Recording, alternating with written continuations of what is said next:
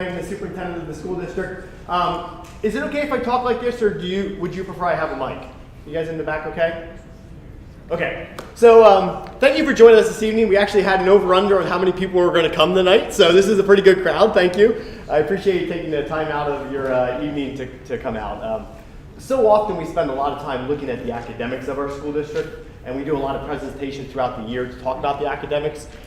Tonight is more focused on the operational side. So we're going to look at some finances, we're going to look at facilities, and those aspects of the school district. And the way I look at facilities, and quite honestly, finances, is that it is a community investment, whether that's the finances and the taxation piece of it, or it's the facilities and maintaining those. So we're going to go through a few things here this evening. Let me just show you what the agenda is going to look like. Maybe. I had it working earlier, I promise.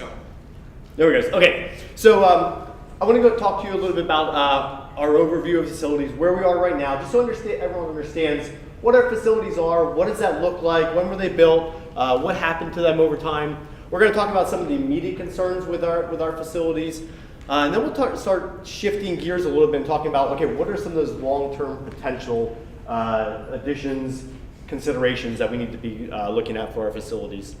And then finally, we're going to talk about the finances and do a little bit of a discussion about where we are with finances, what does that look like, and talk about some of those options that we might have.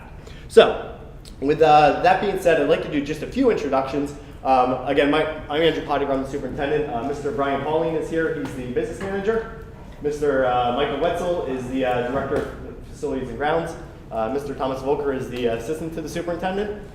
And then we're also joined this evening by two associates from Crabtree. Mr. Jeff Straub has been our main point of contact that's been working with us. And then we also have some board members with us this evening. Mr. Brian Rothamel, Mrs. Elizabeth Hune, Mr. John Tomasi, and I think I got everyone. So thank you for everyone for joining us again. So let's start here and start going into how do we even get here. In March, we partnered with Crabtree, and we started to go down the road of let's look at our facilities. Let's kind of put a stake in the ground, do a facility analysis. This is the process that Crabtree put together for that facility analysis. And really what our main goal was to get an outside perspective on where we are. What's the health of our buildings? What do we need to consider for current concerns as well as future considerations? And so that's what they worked with us on. They evaluated the current building conditions, and then they started looking at, okay, what are some of those plans we need to consider for any future building use, and what does that look like? Again, we hired them in March, and they worked through us through the fall into October. So here's a little information about where we are with our buildings, just to give you a little understanding background of where we've come from. So I think most people know that we used to have two outlying elementary schools, Rockland and Long Swamp. Those closed in about 2000, 2007, 2008. And so all our elementary students are now consolidated in our elementary school. That houses our kindergarten, first, second, and third grade students. That building was built in 1960. There was a few iterations of additions that happened along the way. 1980, 1990 was an addition. In 1999, there was a population boom with our student enrollment, and so we added 2 portable classrooms, and then in 2011, after some use with those, they were removed. In 2011, we also put a new roof on that building, and then in 2016-17, we added LED lighting and also air conditioning to the entire elementary school. So that's a little recap of where our elementary school is. Our middle school, which also is our intermediate school. So our intermediate is our 4th and 5th grade students, and then our middle school is for our 6th, 7th, and the 8th grade students. That's this building. That was built in 1955, so this is our oldest building. Again, same scenario, several additions that happened. Most notably, and the reason I point out the 1995 one, is that was the last time that there was any major renovations that happened in this building. So the seats you're sitting in, 1995. The carpet, the floor, all that is the major renovations happened in 95. Small renovation in 2004. Same time frame with the elementary school. We put a new roof on in 2011 and added some HVAC upgrades as well as some air conditioning and a few select rooms at that point. Primarily our intermediate school. That was when air conditioning was added there. And then this past summer, 17-18, we did LED upgrades throughout the building with our lighting, and we added air conditioning for this entire building in that time frame as well. And then our high school, built in 2003, and then again with that 17-18 project, we added LED lights over there, and then did a few mechanical upgrades. So that's a little bit of a background just to frame it up about where our buildings are. So Crabtree came in, did the facility analysis with us, and this is what they determined. Current condition. Our buildings, for the most part, are very well maintained, and that is a huge credit to Mr. Wetzel and his staff, the custodians and the maintenance department. And I will say also to our school board, we devote about $300,000 to $500,000 every year to maintaining our facilities, whether that is looking at parking lot replacements, whether that's looking at hardware, whether that's looking at mechanicals, whatever those, we have a massive plan that is a multi-year systemic plan to make sure that our facilities are taken care of. And that's reflective in what was determined, that we have a well-maintained building for the age across the school district. So that was a really good news. Two concerns that popped up. One is that, and I'll go into these in a little greater detail in a few minutes, but the one concern was our elementary entranceway. We have some safety concerns at the elementary entranceway. You know, when I first started teaching, you could open up the back door and let the fresh air in, and I'm sure most of you remember going to school like that. You just, unfortunately, that's not today's age. It's a shame that we have to be here, but we are. And so we need to talk about some safety concerns at the elementary school, and I'll show you those in a second. And then the other issue that pains me to even bring up is that our high school roof is degrading. It is about 1 to 2 years of life left on the high school roof, and we'll talk about that in a few minutes as well. So that's the current concerns. High level, what are the future building use? Our elementary school, again, houses our K-3 students. Right now, our utilization is at 98%. We are really maxed out down at our elementary school. In fact, this past summer, we took a recess closet that was stored all the balls and the hula hoops and all those sort of things, and converted that over to an office that we work with students in right now.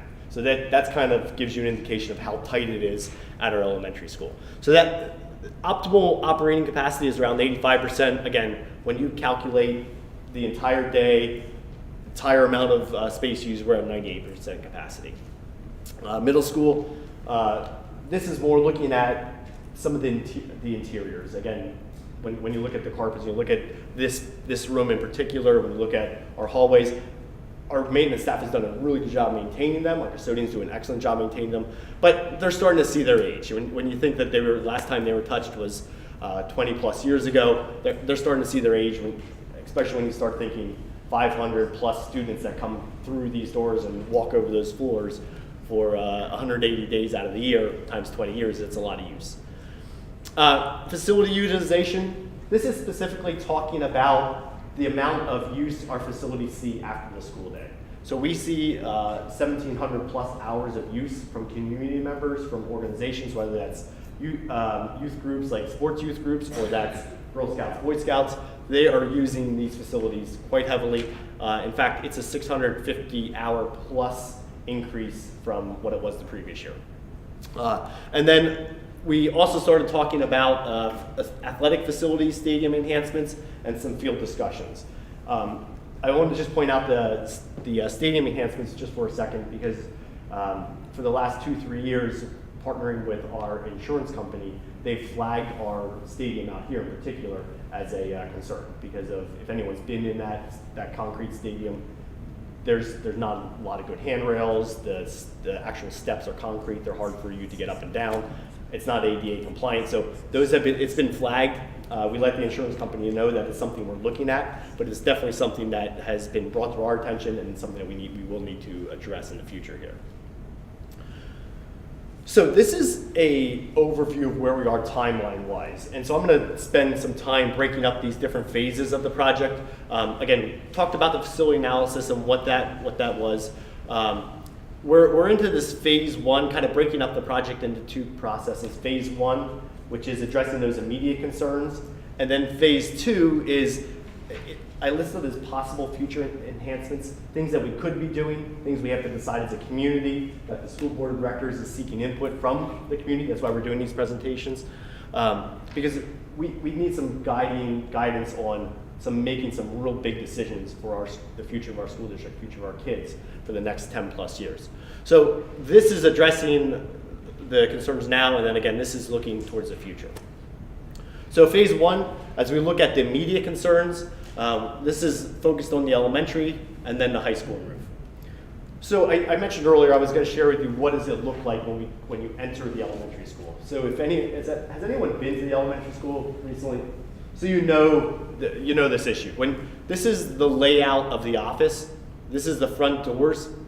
When you come into the front doors, there's a buzz-in area. You buzz in, the secretary verifies why you're there, you give your name, and then you're allowed access into the building. So you walk down the hallway, walk into this office area, there's a counter, secretary gets up, greets you, signs you in, that sort of thing. Some really neat enhancements that we've done in all 3 buildings, just as a side note, is we put a new system in where you have to bring your driver's license in, and it does a background check on you before you're allowed to come into school and work with our students.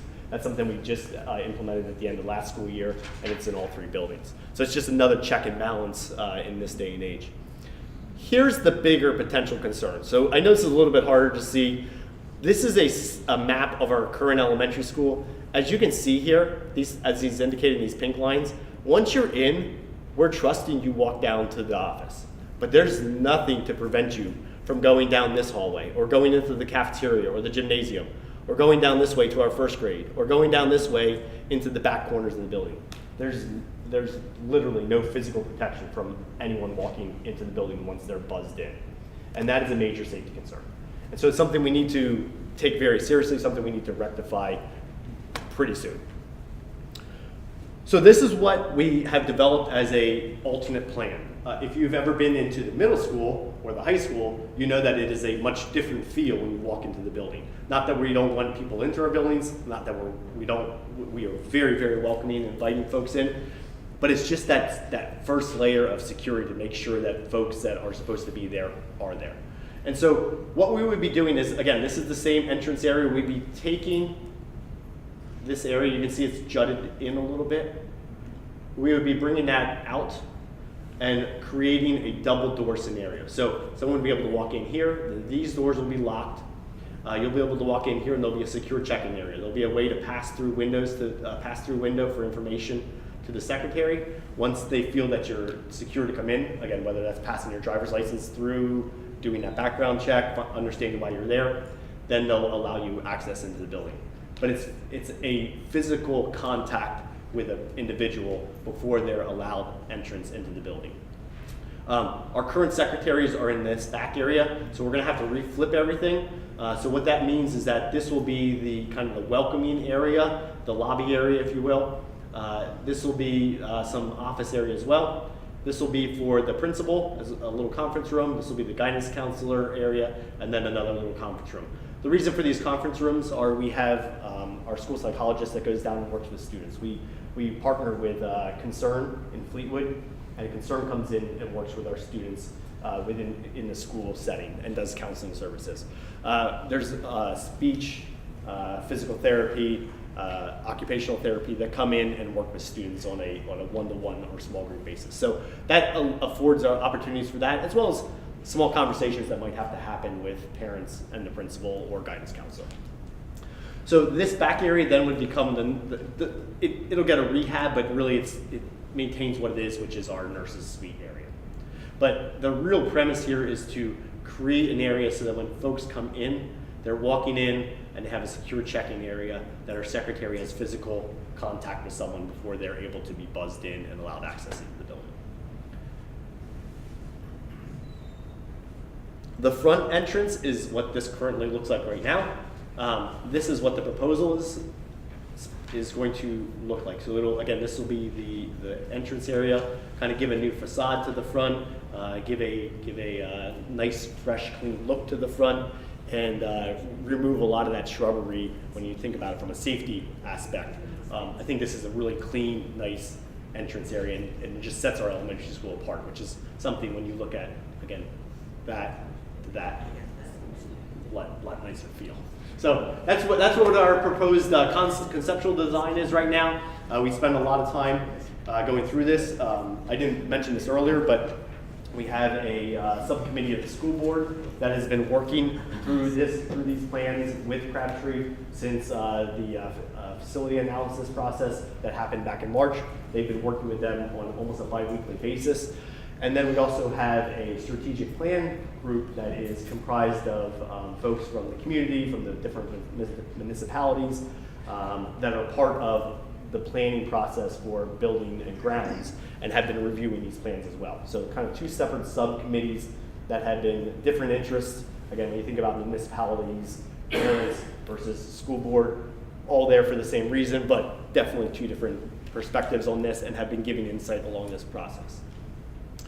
This is our high school concern. This is the roof. This is, just to kind of orient you, this is the bus loop. This is that rotunda area if you've been in the high school, and these are the doors when you walk in. This is the auditorium. This is the cafeteria, and this is the gymnasium. And then these are classrooms, and these are classrooms in the back here. The pink areas are areas that the roof has failed. The reason we know that is because we have been dealing with roof leaks for the last few years. We have been trying to patch them. We've been replacing roof drains. We've been doing all kinds of stuff to catch where this water was coming from. If anyone has a roof leak in your house, you know how difficult that is to kind of trace that. So finally what we did is we actually had a company come in and they did an infrared scan of the roof. And what they did is, it was on a summer day, and they let the sun go down, and what happens on a flat roof is that heats up any water underneath, and that water retains the heat. So as the temperature drops, that water underneath the roof retains that heat, and then all the other areas that don't have any water, it cools down a lot faster. So the infrared scan determined that all these pink areas are areas that are of a concern. So about 50% of the area that needs to be replaced. So we got some quotes on what that would look like. The failure points to replace those areas and then recoat the roof is approximately $1.7 million. To put a brand new roof on, rip the whole thing off, and put a brand new roof on, we're looking at 1.6 to 1.7. It's the exact same cost. So really what we're proposing at this point is to rip off this entire roof structure of the high school, put on a new roof, have a much thicker layer roof. It's a 90 mil thick roof, which equates to a 30-year warranty. The existing warranty on the roof was a 15-year warranty, and when we went back to try to get any claims out of the warranty, of course, we weren't able to get anything out of that. So we really have pushed hard to try to get some of those, but we're unsuccessful in that. And so we're left with trying to find a solution that enables us to have a secure roof on that building that's going to last a long time. And so that's why we're proposing that we go with a thicker roof. It's the 90 mil, the 30-year warranty. And the other thing it does is it provides wider joints. So the way that high school roof is built is it's a seamed roof. And so every 3 foot, there's seams, and those seams are starting to fail. Whether that's failure from the glue, whether that's failure from how it was installed, we don't know, but it's failing. And so what this new product does will give us a lot larger structure, a lot larger coverage area before we have to put seams down. And again, we're looking at a lot longer warranty on this roof, much better product. So we're also being very particular with what product we're going to be using, as well as who the installer is going to be, because we want to make sure it's done right. If we're going to spend that much money, we need to make sure it's done right. So that's where we are with the roof project. Not great news, especially since that's the newest of all our buildings. Again, it pains me to have to but we have to address it. We don't have a choice because we have about 1 to 2 years left, and you can see the extent of what is occurring in that building. So that's the immediate concerns. Where we are with the immediate concerns is that those projects we're looking to do this summer. We're looking to do the elementary addition or elementary office reconfiguration this summer. And we'll talk about how that will be paid for in a second. And then we're going to talk about the high school roof replacement. We're going to be doing that this summer as well, because we don't have time to really wait for another year to be able to do that. So those are the immediate concerns that have to be done just to make sure that we have safe buildings, that we have leak-free buildings. The next phase now goes more into, okay, so what are some future things? These are not these are not the concerns, these are not the safety concerns, these are not the roof leaks, these are the, okay, what do we want to do with our facilities? How do we need to prepare them for the next 10 years or plus to make sure that they're taken care of? And so I want to talk to you a little bit about the elementary school, the intermediate school, middle school, and then we'll go to the high school. So with that, I'm actually going to have Mr. Stroud come up and do a little bit of co-presenting with me, and I'll let you kind of take the lead here to share how we decided some really nice plans here about what these facilities look like. Hello, Jeff Straub, and if anybody has any questions, I know we're in an auditorium, but don't hesitate to ask and join in. We're going to first talk about the elementary school and then move to this building. With the elementary school, as Mr. Pottinger said, buildings, actually all your buildings are in very good condition, so we're not talking about wholesale renovations at your buildings. It's more of sort of specific components. How could we improve the education or the experience at each of your buildings? And as has been stated, your current elementary school is at about 98% capacity. Department of Education for Pennsylvania recommends roughly about an 85% utilization. The reason they do that is students are moving throughout the building, whether they're going to a special during the day, are they going to a reading specialist, do they need to go to breakout spaces, things like that. We're doing our education a little bit different today than we were 20, 30 years ago. Yes, sir. What's the student population of each of the schools right now? 1,400 students total. Off the top of my head, About 400 at the elementary. 400 at the elementary. Yeah. 400 at the elementary school. This, About 450 at the high school, and the differences here. right now we have about, our larger classes are in the high school. Those bigger classes of the 170s, 150s have, through attrition, have graduated.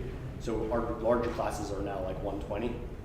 And then our smaller classes are right around 100. So they're pretty equal when you think 100 to 120 average size of a class throughout the school district. So I can absolutely get those numbers for you. Well, it's just like here, we're but talking about essentially- percentages of utilization, the Yep. different kids we're talking about. Yeah, so essentially about 100 per class there, so 400 now. So yeah, we talked about that, roughly 400 capacity, and planning, you always want to, typically you're trying to plan for about 10% growth. So we've been having conversations 400 to 440, 450. So some of the discussions at the elementaries you have as a school system taken over everything from closets, and that's always a concern when you start to see that occurring, that education is occurring in past storage areas. You know you have something that you need to deal with.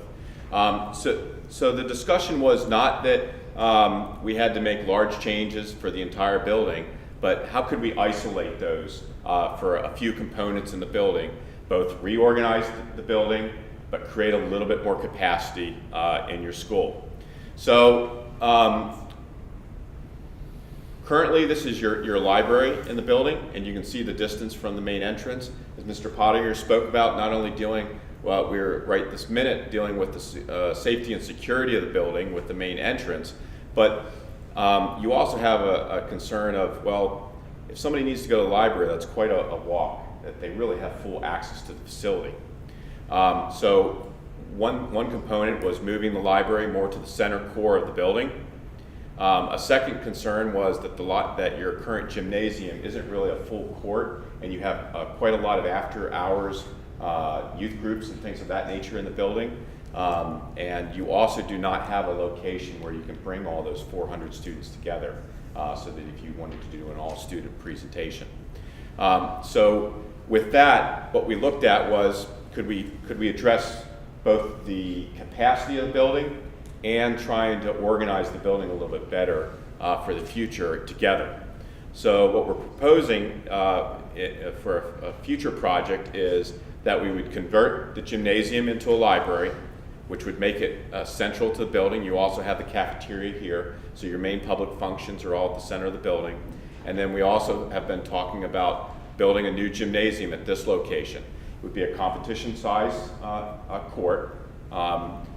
It would also have the capacity that you could have all the students in there for an all-student presentation. So it provides both the physical education, the after-hours use, but it also has that all-student capacity. We don't have that. Typically, you're not having an auditorium at an elementary school like we have here, but you do need to have somewhere to bring the students together. So again, you've got your main entrance, cafeteria, library, and gym, and essentially you're centralizing all your public spaces at the center of the building. For safety after-hours use, that also allows you to close a gate here, and essentially lock down the majority of the building and only have those public components at the center of the building. So that addressed sort of the organization and some of those public spaces. The second was the capacity that we started off with.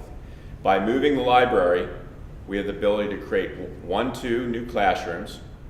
We're also adding a new music classroom and a standard classroom at this location. So we're adding 4 classroom capacity to the building, which takes us back down from the 98 to roughly the 85% capacity for the facility. We've also added what you see in the orange is, because of the size of the library, we have the ability to have small group instruction spaces. So whether it's reading specialists, small group instructions, when those students are being taken out for small group additional support space, which you're seeing substantially more today than you did in the past, and meeting that requirement so that we're no longer using things like storage rooms for those components, and those can be turned back over to their true purpose of the building. So that library and then the addition here is the main project. What we've also talked about was there's been enrollment over the time. It appears that enrollment in the district has stabilized right now, but what we've also discussed is, could we potentially have what's called an alternate for some additional classrooms at the end of the 2-story wing. So you would add 1, 2, 3, 4 at this location. That would be bid as an alternate for the project. So what that means is the project, the base bid or the main project would always have the conversion of the library and these spaces in the gymnasium, but these classrooms, you could either accept them or not accept them if the prices from the contractors coming in competitively. So that both has an enrollment component, but what we've also talked about was that also provides additional opportunity for small group instruction breakout space for the children.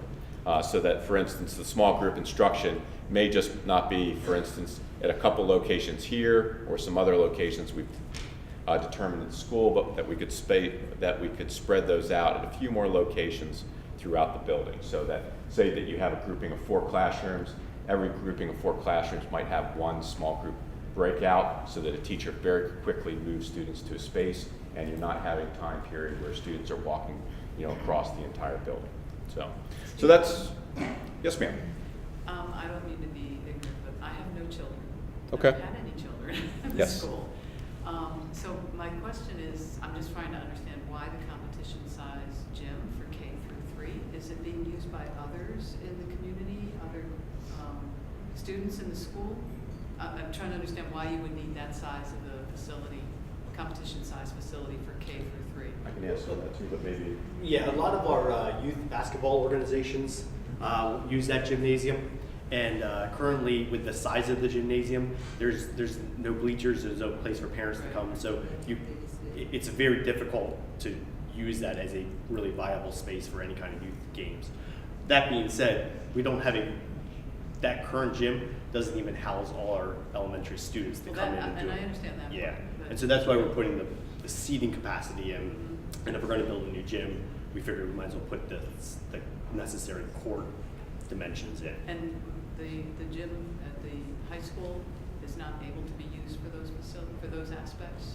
It is. And actually, it was used for our girls and boys basketball, Okay. and then it's used for youth groups as well.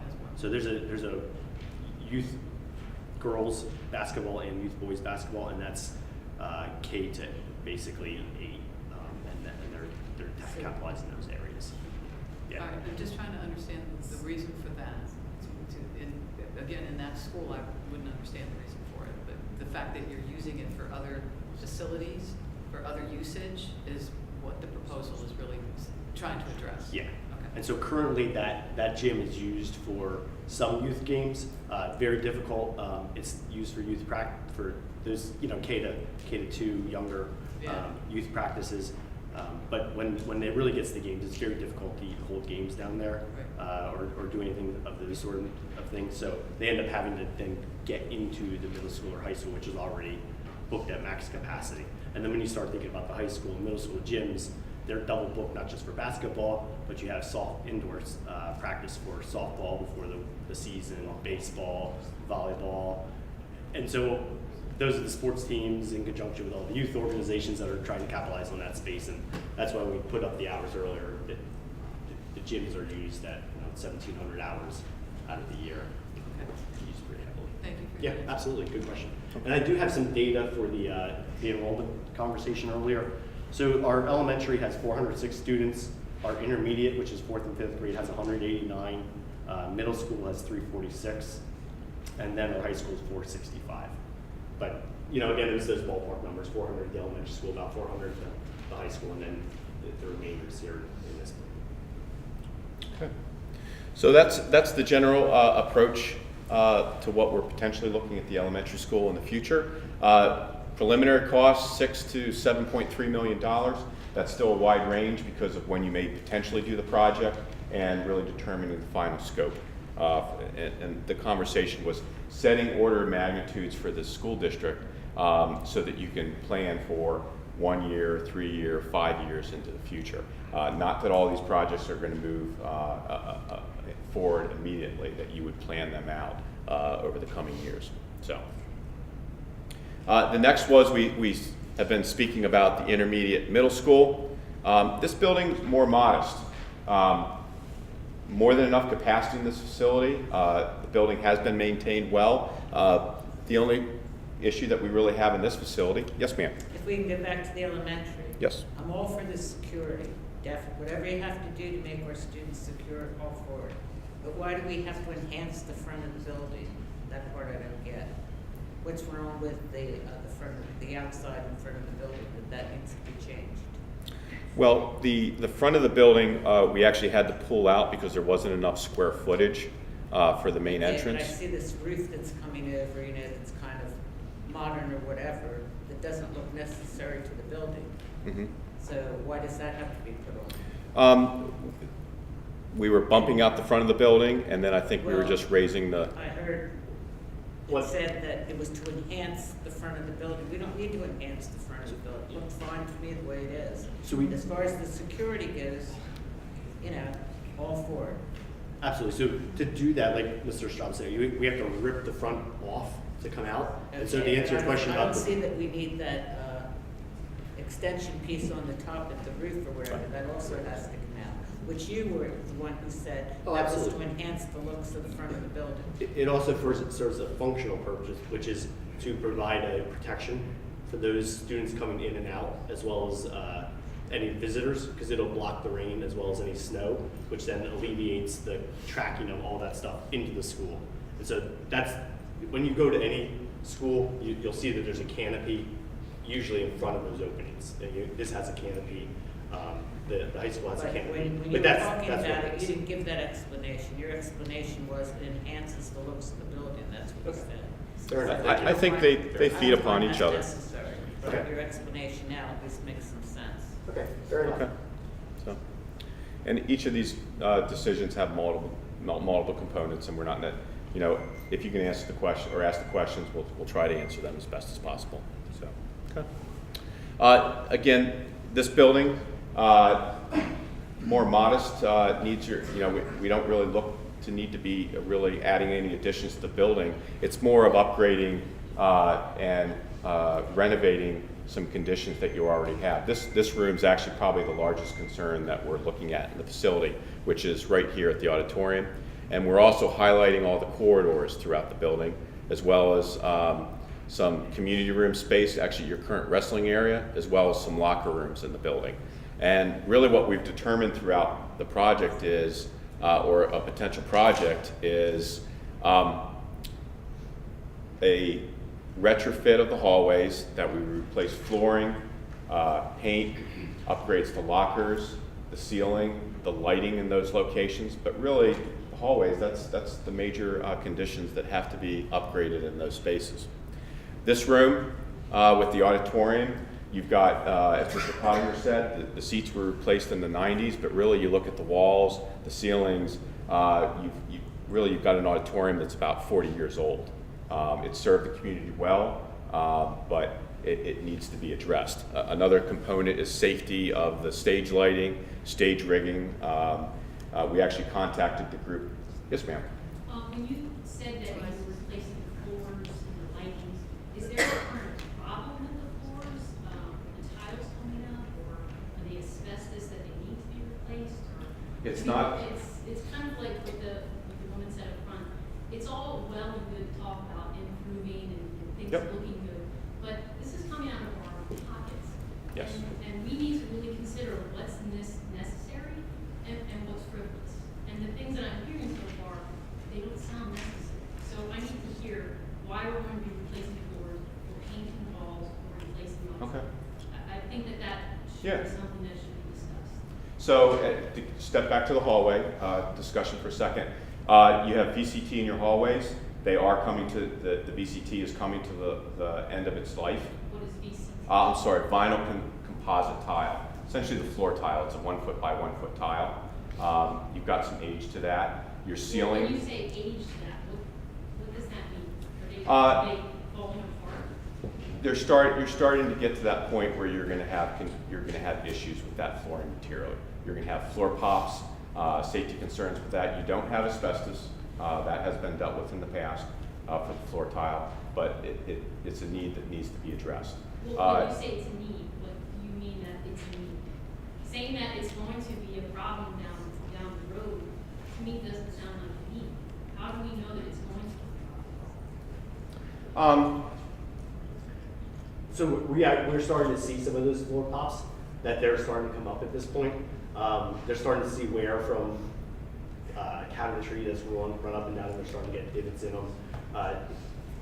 Again, they're 20 plus years old.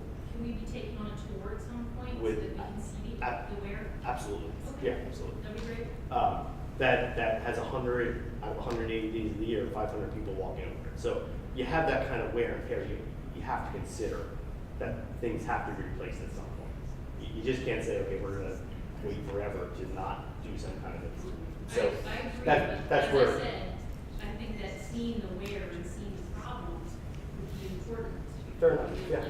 So, yeah, please call my office. I'm more than willing to show you some of these areas in particular. But that's why when we have this phase 1 versus phase 2, these are discussions to say, okay, we're trying to get community input, and we're going to be doing, we'll talk about this in a few minutes, but we're going to gathering input from through a survey to make sure that everyone has a voice into that process, and we'll be able to share that with the board before we make any major decisions. I would say, when we start talking about the future pieces of it, not necessarily the safety piece of it or the roof replacement piece of it. So we are definitely taking into consideration all your points that we need to make sure that everyone understands what we're doing. That's why we're having these meetings, so we can be transparent.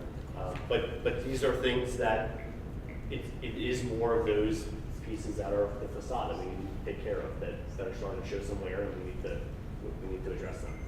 And I hesitated when I was answering your question because you'll have a community that will go 30 or more years without replacing things like the flooring.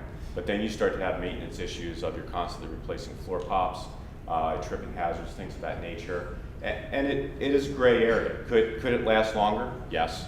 Or is it more appropriate to periodically make upgrades to your facilities and address it? At this point, as an example, your classrooms are in very good condition, was what we saw from the study. You don't need to touch those areas.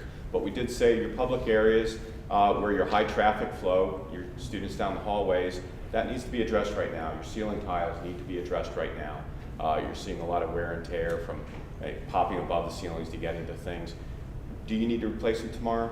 Maybe not. but you need to plan that in the next few years that's a potential project, and that's what we're looking at right now. At the same time, do you need to paint the walls? Maybe, maybe not, but when you're doing the flooring and the ceilings, you do it all at that time, and then essentially you don't need to touch that space for another 20 years. That was the recommendation that we were sort of touching base with the school district. We're potentially looking at $3 to $3.8 million for that project.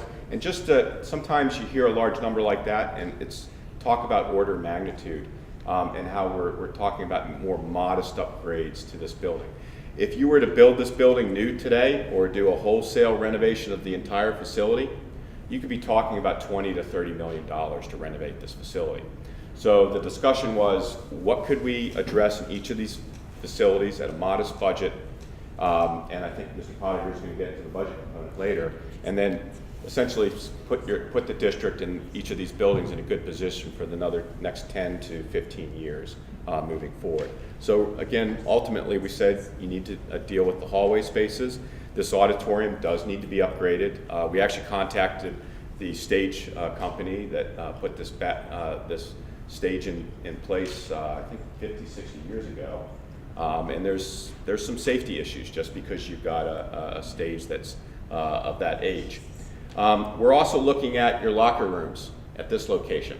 Currently you have locker rooms here and here on both sides of the gymnasium. You've got 4 sets of locker rooms, but you only use 2 of them the majority of the years. I think there's 1 or 2 clinics or sports activities that they're used, that both sides are used. And we said, well, if this one side is not being used other than 1 or 2 weekends a year, is that really the best use of your facilities?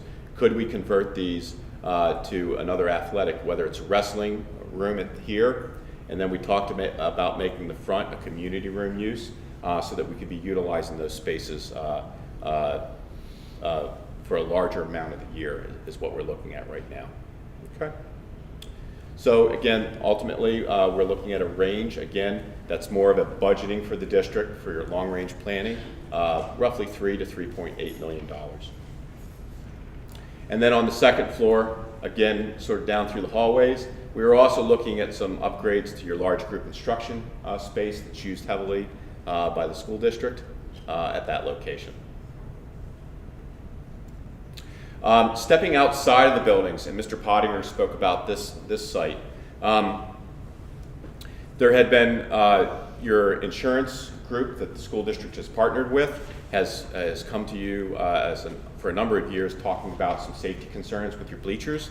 And the district had said, we are moving forward with a feasibility study that will definitely be part of the project, of the overall study.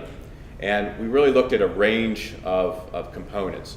We looked everything on the site for some dock receiving.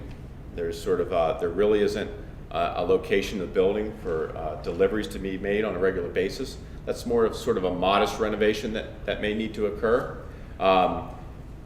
There's some opportunities for some outdoor learning areas between the classrooms, as well as the library on the back of the building. We looked at your current stadium. Probably the safety concern that I spoke of was with the bleachers and the lighting on both sides of the field.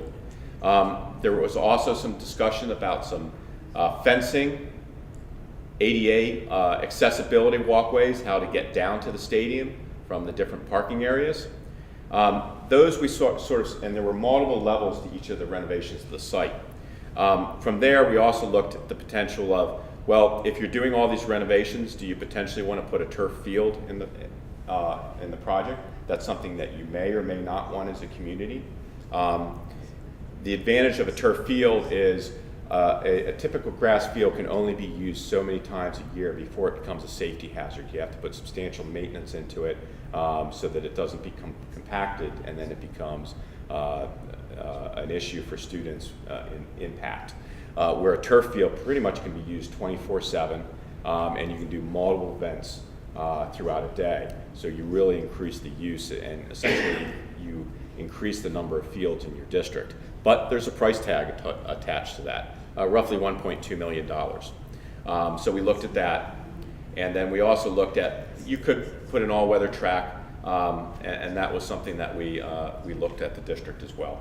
sort of creating a 1, 2, 3 sort of multiple levels of components. And then also looking, could we add some additional parking at this location, which is pretty swampy actually. I think a number of the year we talked about some drainage at that location. So some of these components you might want to move forward very quickly. For instance, the bleachers and lighting, that's a safety concern. Some of the other pieces might be long range, and then you have a discussion within the community and the school district if that's something that you want to move forward in the coming years. And that's quite honestly why we put at the very top of this on both of these, that there's a wide range of potential scope for these projects, and I think Mr. Estrada just articulated that very well. There's kind of that prioritization or magnitude of what we want to do. But we wanted to at least investigate it so that the community knew what the cost was, so that we can, again, have that conversation at the board level, decide which direction we want to go and how do we want to invest in these different facilities. So we also had the same discussion with fields at the high school as the intermediate school, middle school. And really no determination which buildings these should be done at. Some of the discussion was, well, should they be done at this building as far as location? Are they better suited at the high school because of high school sports? We've sort of provided both of those components to you, and now it's something for the community to discuss and determine what's the best direction. So similar thing at this site. You currently have a cinder track on the back of the high school. However, there is no lighting for after-school use of that facility, so that was one of the large concerns. The other component was a safety, both the ability to get to that backfield, but also it's starting to become a safety concern. Currently, you've got your softball field here, and there really is no substantial parking back by the field. You essentially have to park out front, and you've got more than enough parking out front, but you then have to walk the whole way around the building to get to that field. The safety concern I mentioned was that you have an area of deliveries currently at this location and some modest parking, and what that unfortunately has become is it's become a heavy circulation of cars coming and going trying to have access to that location for you as a district. So one of the discussions was first adding that lighting at that location, but we also had a discussion, well, maybe some of the parking could be reconfigured. If we move that softball field out to this location and reduced some of the parking, then we could have a new parking lot at this location, and then you get along with a drop-off, and then you have a much more stronger site circulation and access to the back of the building. And then you would remove that safety concern at here. So that was one of the things that we talked about. We also had the same discussion about a turf field, whether you stayed with grass or turf, just for comparison's sake. You'll see that turf field component could also be accommodated at the high school. And then we also looked at all-weather track and some other potential building expansions at these. We didn't really put cost to those because we talked about those, but I think that the discussion was that was not something in the near future that potentially would happen. Correct. But just something that you could look at long range as a district. So overall price, we're looking at roughly 1.1 to 5.4. It's a large range of cost, and that's really because we were looking at some of these sort of small parking lot lighting renovations to everything from if you went to a turf field and then to a full track. Yes, ma'am. I know right now we don't really use the high school field for anything, and I've heard many different rumors as to it being the wrong size or the track's too close to the field or whatever. Is this also going to be fixed that we'd actually be able to use it for like the soccer games and everything? That was the discussion, that we would change the configuration so that they would be the right size was that discussion. But then that was some of the, and I think that's more for you as a district and a community to discuss. Are some of these upgrades for the sites more appropriate in the near future at the high school or this building? So, and I think it's a little bit beyond us. It's more for you to discuss. And that's a hard part, because this building, when you look at the field out here, is the hub of the community. People drive by, they see everything, but there's not a lot of parking. Whereas the high school, there's a lot of parking. Our high school kids are at the high school. It would make sense to invest in the field there, but again, it's kind of outside of town and it's not connected right to where we are. So one of the major issues why, thank you, sir. One of the major reasons why we don't use that is because of the lighting. because we can't, when you think about September, you're still kind of okay with lighting, but as soon as you get to the end of September, kind of rewind yourself back 6-7 months, it starts to get dark around that 5:30-ish time, 6 o'clock. And so it really cuts down on any availability to use that facility because there's just no lights back there. If I could just. Yes, ma'am. One comment, I'm very much in favor of the turf fields for safety and for ease of maintenance. Yeah. But did you guys look at used turf, like what comes out of professional stadiums, where they do sell that and reuse that? Is it potentially a cost-saving way of putting in turf? It's a good point. I honestly don't know the answer to that. I know this was what we had looked at. So I'm throwing that to you so that you can put it into your conversation. Absolutely, yep. Definitely worth the conversation. Yeah, I had honestly had never heard of that. So I've looked into it on my own just because of the things that I'm involved in where artificial turf is used. okay, It's a much cheaper way to go and the quality is very high. okay, So, fair enough. Thank you for that. So that's the high school. So when we think about that, and I think this speaks to some of the questions that were raised here. Why should we invest in these? Because some of these, yes, sir. I just have one question. Yeah. On the very first slide, you had an occupancy capacity rate of 98% for the elementary school. Yeah. What is that number for the intermediate, middle, and high school? You know what? I didn't run those calculations because I knew our elementary is the one that had the major concerns.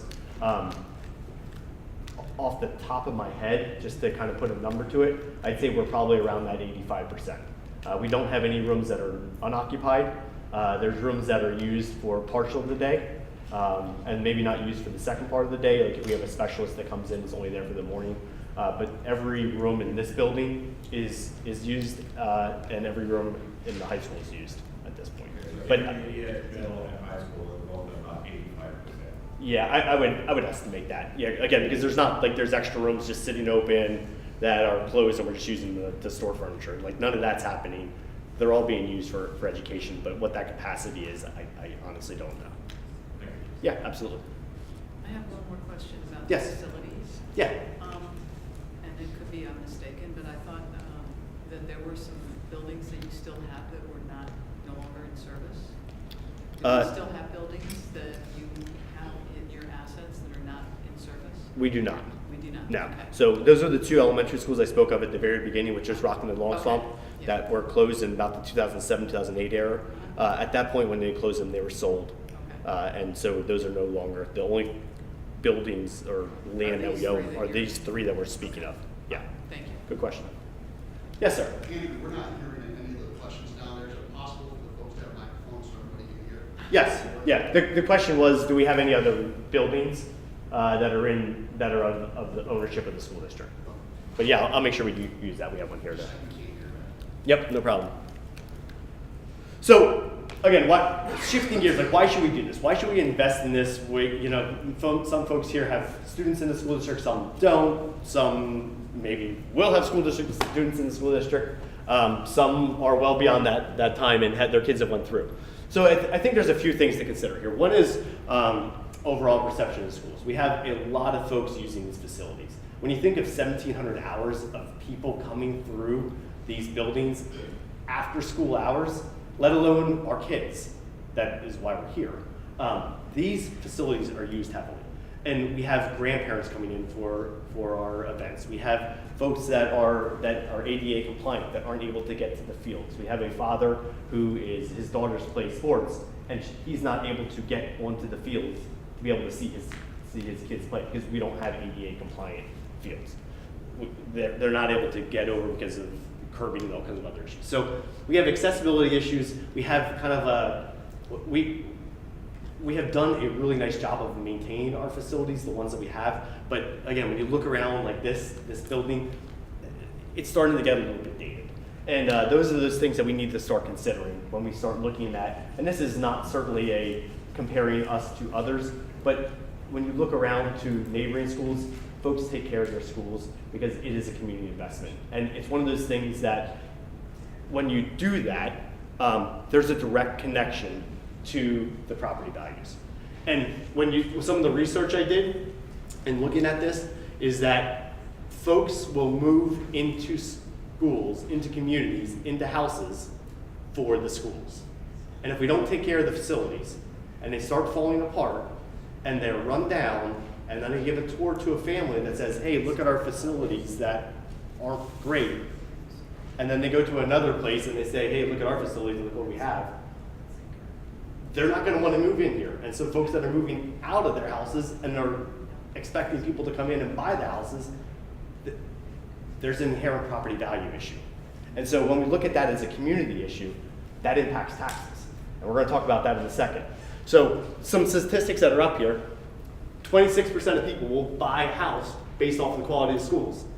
Keep going on the 20 number, for every dollar spent on public education, it increases house values $20. 1 out of 5 people will pay 6 to 10% above the market value for the school. So there's some compelling data here that says, yeah, we need to make sure that believe me, I'm not one, I'm also a property owner here. I live in the school district. I'm not one to say we need to go extravagant. I'm not one to say we need to just spend frivolously. But at the same point, these are investments, and we need to make sure that as a community, we do invest properly. We need to do that conservatively as well. So, with that being said, it's a good segue into our financial aspect. I want to spend a few minutes talking about finances. Just in case you need some help. That's right. I want to go through finances, and this is high level. If there's more information, believe me, we can give you all kinds of more information about finances. But I think it's important to frame up a little bit about who we are and what is our financial health. Because that's a very important part of this conversation when we talk about spending money on our facilities. So this is the revenue we get. Less than 1% from the federal government. We get about 30% from the state, and the rest is local. And folks know here that we are a primarily residential community, 91%. We have 9% commercial properties, that's it. So it relies on us to keep the continuation of schools going at the tune of 68% of the budget every year, and the tune of 91% of that 68% is on us. So that's a little pie chart of what that looks like. How do we get here? So this is the part when I was talking about earlier, the inherent issue of taking care of schools because it impacts property values. There's basically a simple equation of how are we going to get that 68% local tax funds. This is the equation. You take the assessed value of the land of the school district. You multiply that by what the millage rate is set by the school board of directors every year, and that equates to the local real estate tax. So the only way to change how much money we're going to get from the community to run the schools is by those two factors. How much the land is worth and how much the millage rate is. How do we increase the value of the land so we don't have to raise the millage rate and essentially raise the taxes? There's only basically 3 ways. Either there's new commercial construction that's going to happen, there's residential enhancements that happen, and then a family might get reassessed, or there's a physical assessment appeal that can happen at the county level. And if it doesn't happen at the county level, the only way that it can happen beyond that is if the school district targets properties and then does an assessment appeal, which is something that we have not done historically, just because we know it's primarily residential and we don't have other sources. So there's only 3 ways to grow growth in the school district. Here is a 5-year historical land value. Again, the first part of the equation, land value, growth. So these are like-sized school districts. We have Antietam, Brandywine, Wyomissing, Kutztown, the county average, Fleetwood, Oldie, Schuylkill Valley, and Topahaken. This is us. Over 5 years, the value of our land in the district has increased 0.65%. That's it. So we're stagnant. Like the value of our land isn't going up. So the only way if we need more local revenue to run the school district, the only way to do that is to increase the millage rate, which means that the taxes go up. If more money is needed and our land value is going up, then we don't need to increase the millage rate and your taxes don't go up. Look at Topahaken. Has anyone driven on 78 lately? Seen Dollar General? almost 10%. That's why they are able to keep their taxes flat, and in fact last year gave a tax reduction because of the land value increase. Antietam is the second lowest in the county, and then you can see here on the average, 2.3% is what the average growth is for the county when you average all together. But we are residential, and we're stagnant. That's what that says.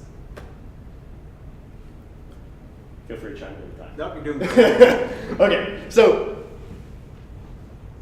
what does a mill equate to? And I think this is the second part of the equation. So first part of the equation is what's our value, and then now what is a mill worth in our school district? So 1 mill for us, we are, if you look at this chart right here, this is all the 18 school districts.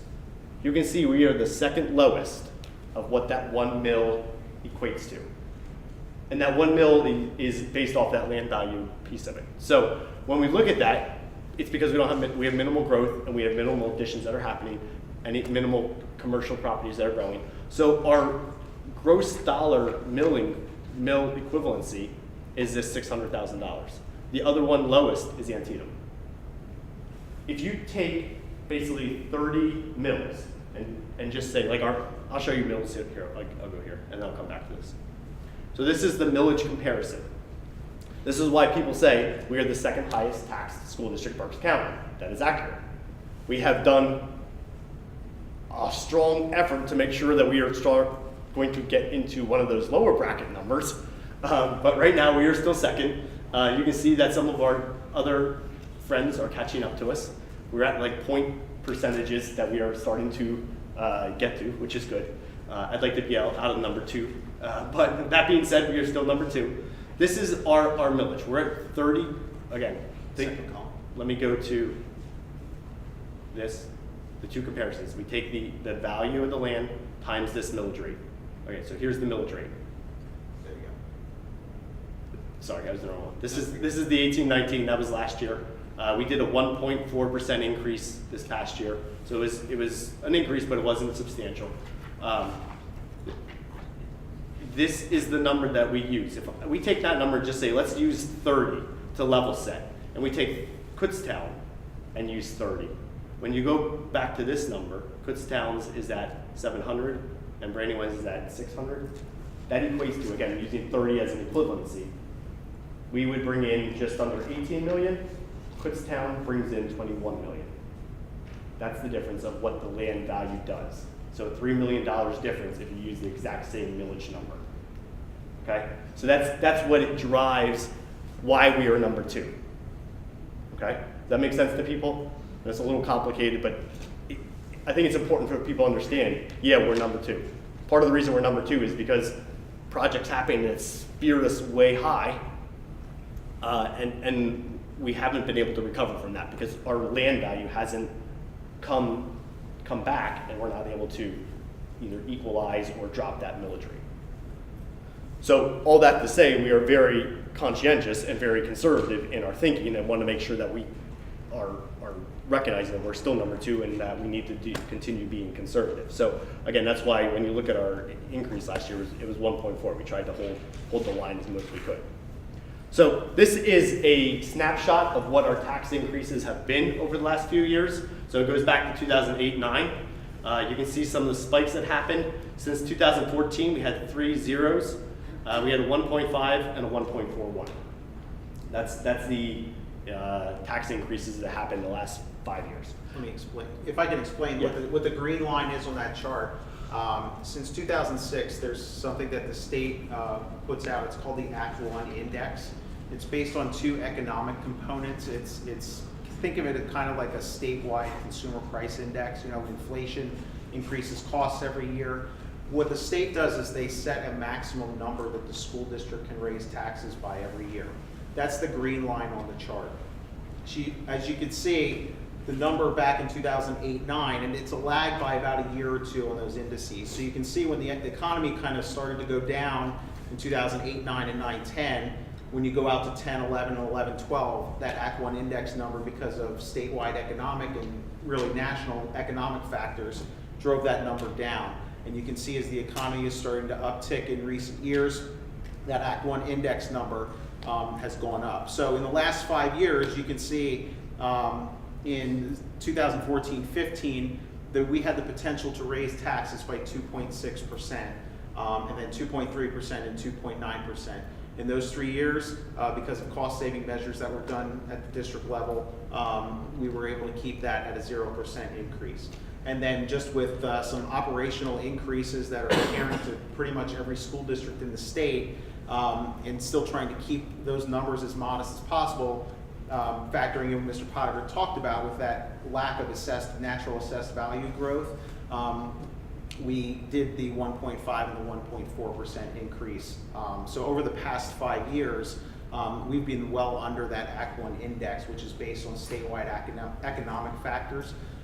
So in my opinion, I think we've done a good job of maintaining the programs that we have in the district, and still being able to be fiscally responsible to the people in the audience and to the community as a whole, and trying to keep those increases at a minimal amount as possible. So when we start talking then, where does our money go? This is a snapshot of where our money goes. So PSERS, which is the Retirement Fund for Education, is at 33.43%. Half of that is reimbursed by the state, but that is the rate. We have to put that money out and then it gets reimbursed back to us. Health insurance, about a 7% increase. Contractual agreements, about 3%. Our contractual salaries for our staff, for our teachers, it's 2.8%. And then we'll spend a little bit of time on this, but we have a cyclic process for major purchases, and I'll speak to that in a second. But in this pie graph, the orange and the blue are salaries and benefits. So as you would imagine in a service industry, it takes teachers to teach our kids, so 2/3 of our money goes to staffing. Here's PSERS. So this is the sharp incline. When you hear a lot about PSERS, you hear about the retirement fund in Pennsylvania and how it was mismanaged back in the early 2000s. This is the impact. It is I dare say it was a solid program. This issue didn't happen until it was mismanaged. Once it happened, though, in combination of districts not having to contribute to the PSERS fund and then the recession occurring, the PSERS fund lost its funding and being able to support itself, and now we're at the tail end of this, which means every year you can see went from a 5% of contributions so every dollar, 5% in 2010 to where we are now this coming year, 1920, we're going to be at 34.79%.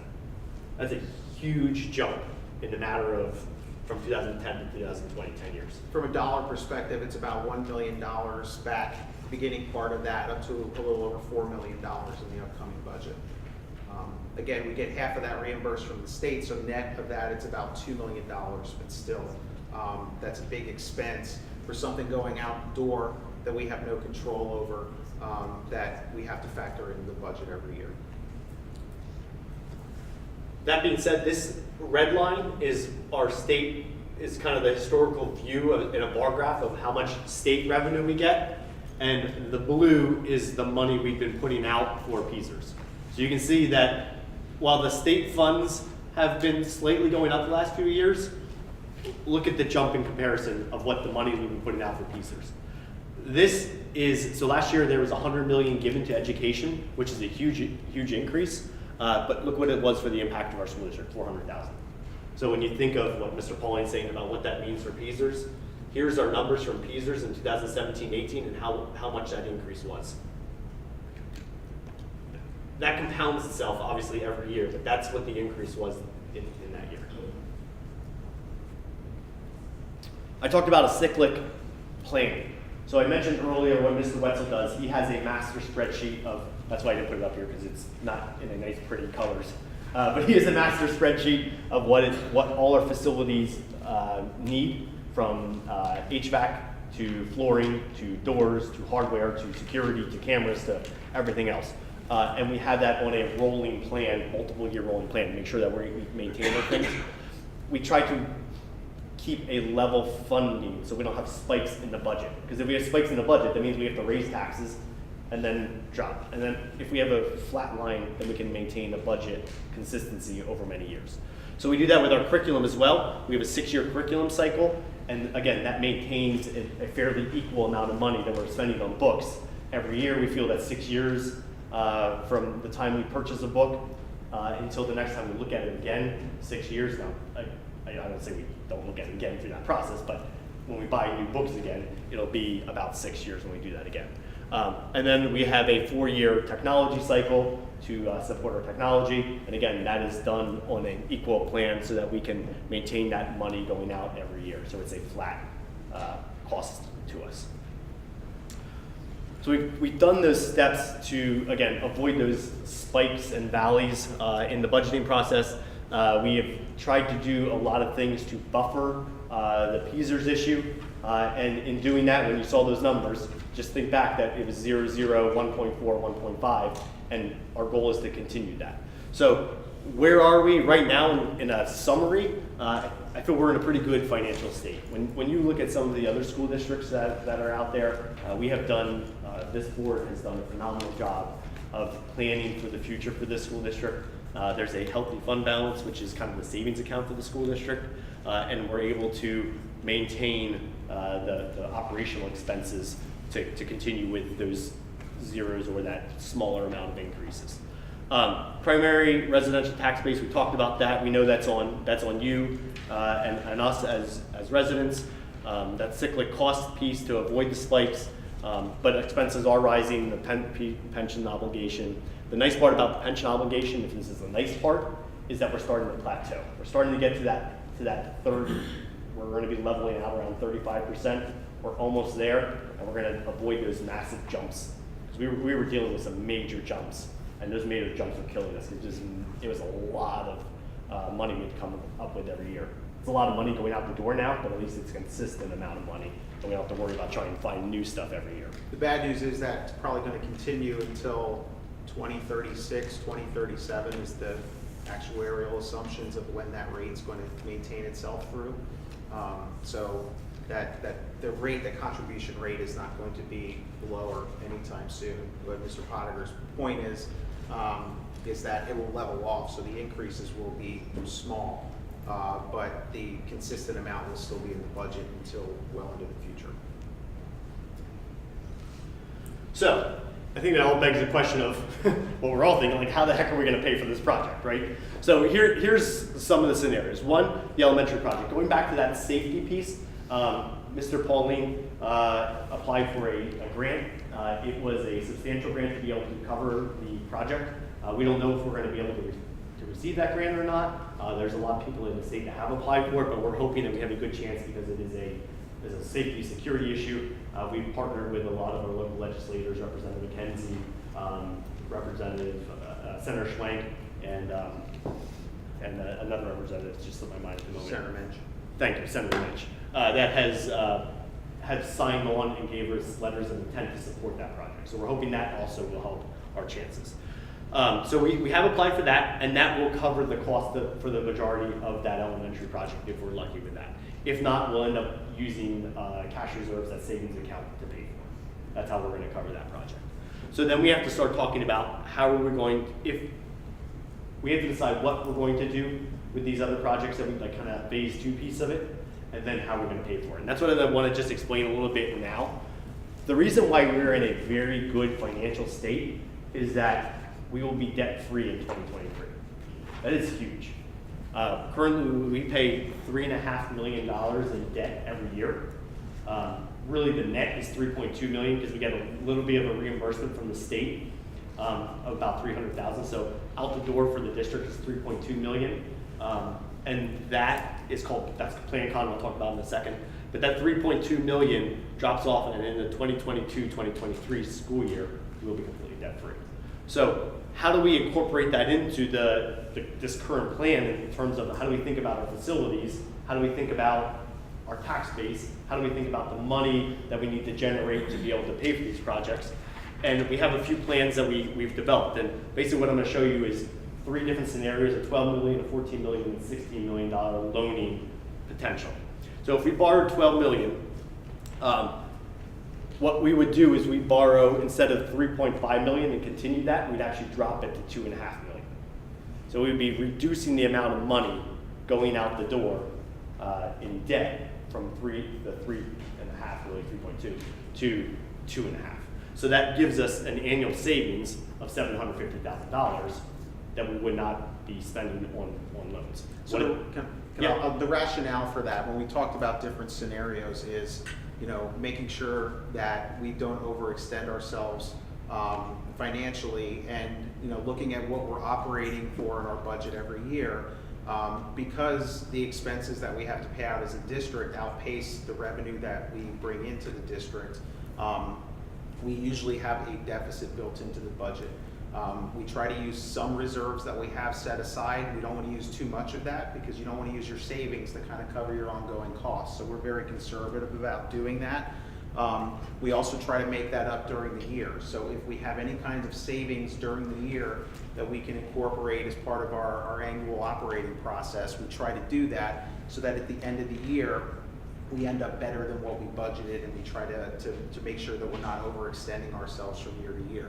So in knowing that we're going to have a deficit built into the budget, part of the scenario when we looked at this with our financing consultants was, could we get some savings in that annual debt payment that we're making now of that about $3.2 million. We dropped that down to 2.5.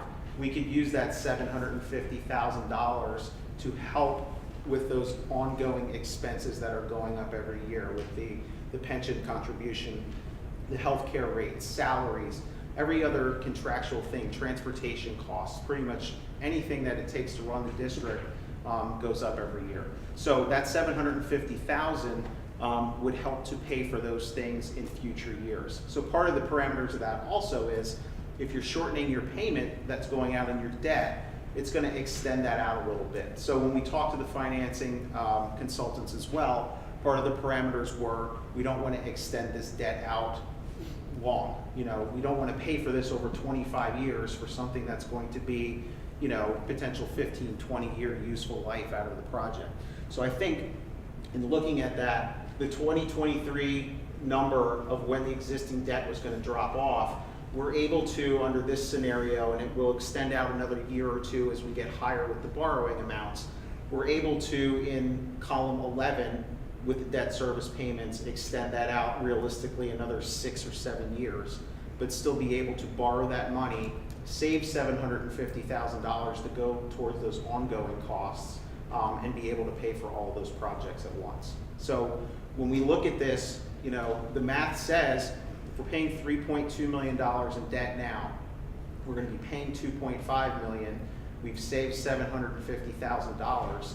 We do not have to increase taxes to pay for these projects. We can build that into our budget and get operational savings in order to do that. So that's very important. And we can stand up here and make that statement to say, any of these projects that we're looking at, no tax increases will come because of the projects. Now, I can't, from a crystal ball, say that with salary increases and everything else that's going up, that I'm not going to promise that taxes will never go up ever over the next 10 years.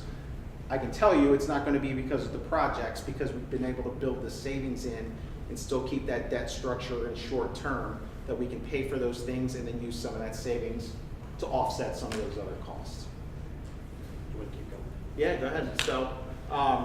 So there's going to be a lot of graphs up here of how that debt is done. So basically, the big picture of that is we're going to restructure the existing debt that we have owed back over the next 3 or 4 years into the new borrowing. Rates are still relatively low, even though they've been going up with the Fed rate increases.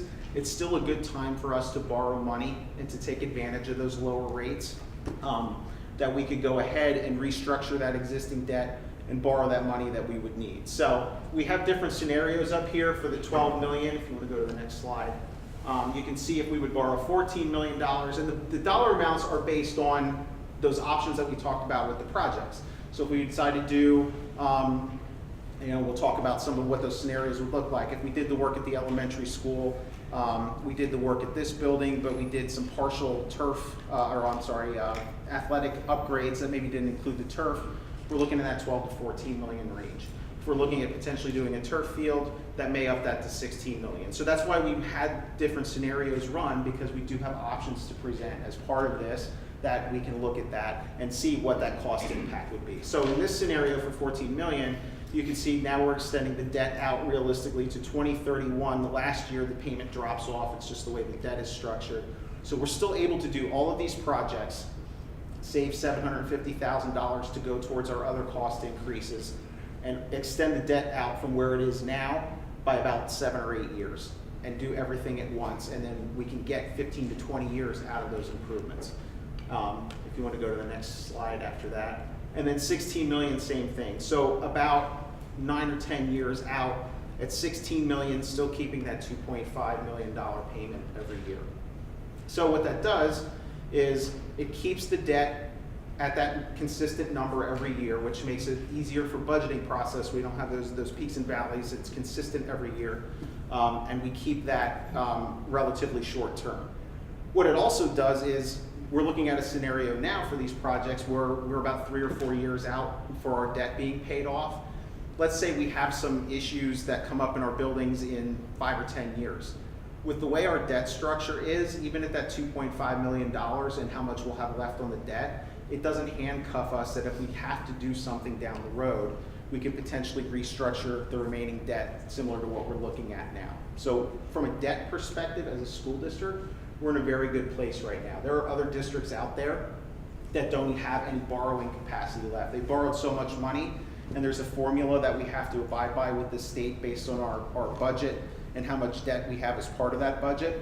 There are some districts out there that they're capped out on debt. We're in a very good debt scenario, and that gives us this flexibility to be able to do these things and present these projects tonight to say, we can do this, not raise taxes because of the projects, and be able to do the majority, if not all of those things that we presented to upgrade our facilities.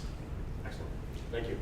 So yeah, again, main points here is that we're going to be dropping that, and then as Mr. Pauling said, we were really honing in on about that 10-year span. We didn't want to go beyond that because we knew at that point we want to make sure that we're being conscientious that in 10 years something else maybe is going to need to be done, and so we're going to have to consider that at that point. So very conscientious of making sure that we have that latitude in the future. This just gives you an overview. If we spent the 12 million, as Mr. Pauling was suggesting, here's what you could be spending on. If you did the 14 million, here's what it would be, and then if you did the 16 million, here's what it would be. They're just options. It's not necessarily set in stone, but it just gives you an understanding. As Mr. Pauling said, the 12 million would cover the elementary, the high school roof, some of the middle school interior pieces, and a little bit of the stadium.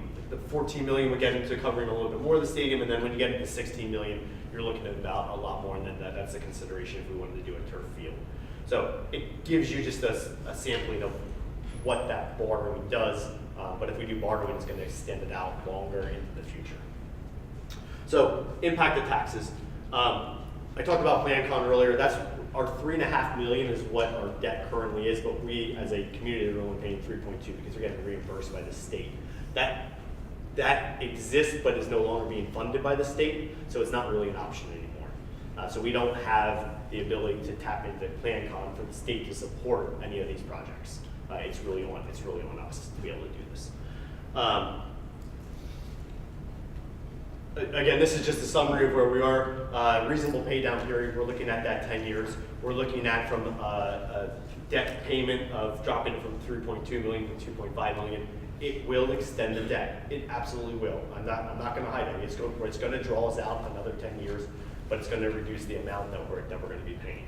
So I think that leaves the question, and I think if anyone is like me and a good Pennsylvania Dutchman, why would you not just just pay your debt off and then get out of debt, which is what we all try to do, and then pay for the projects? So there's two scenarios that I want to share with you of as hard as it is to understand that, it's probably not a good idea for a school district. A lot different than a resident. So one is if we got out of debt in that 2023, but just continued saving $3.5 million, it would take us until 2026 to save enough money to start these projects. So that means that from now until 2026, we're going to be a lot farther behind on where we are with doing any of these enhancements. So that draws us out timeline-wise. The other issue is this Act 1 limit. And Brian spoke about this earlier. This is what we're limited to in terms of taxation. The state has set a cap on how high we're able to raise taxes. So if you play this scenario out with me, if we get out of debt in 2023, and let's say we're not going to do any of these projects, at some point, inevitably, we're going to have to do something to our facilities. Whether a roof happens or something is going to happen, we're going to have to take a loan out. If we are out of debt, we have no money going out the debt anymore, but we haven't really put aside savings. We've given that all, we either use it for operational expenses or we've given a tax refund back to the community. In those scenarios, we have no more borrowing capacity.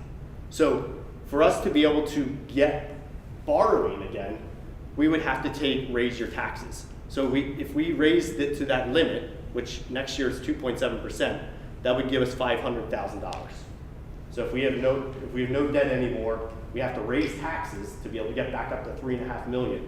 We'd have to raise taxes to the max for 7 years in order to raise enough money to get to $3.5 million to even be able to start considering taking a loan out again. Does that make sense? And for comparative purposes, if we're looking at our budget for next year, that $542,000 that we would be able to raise if we did a maximum tax increase would only cover our salary and benefit increases in the budget. So it wouldn't go towards any of our transportation cost expense increases, anything related to utilities, anything programmatically we would need for the school.